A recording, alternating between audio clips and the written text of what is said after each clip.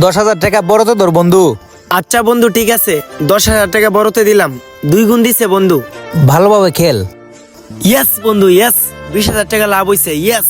এভাবেই খেল বন্ধু। আসাদ, আবার বড়তে 10,000 টাকা ধর। অন্তর বন্ধু, কি বন্ধু বল।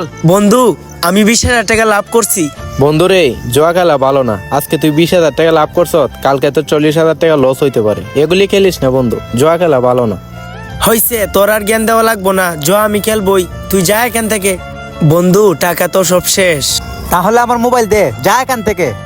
টাকা তো সব শেষ, পকেট তো খালি, মাথা খারাপ, দান্দা করতে হইব। কে রে, চুরের বাচ্চা, মোবাইল চুরি করো? ভাই দাঁড়ান। আসাদ তুই ভাই হাতটা ছাড়েন। আসাদ, তোরে তো আগেই বলছিলাম জুয়া খেলিস না, এখন দেখ তোর কি অবস্থা। হরে বন্ধু, এখন আমি বুঝতে পারছি জুয়া খেলে কেউ কোনোদিন উন্নতি করতে পারে না। ভাই আশা করি কেউ জুয়া খেলবেন না।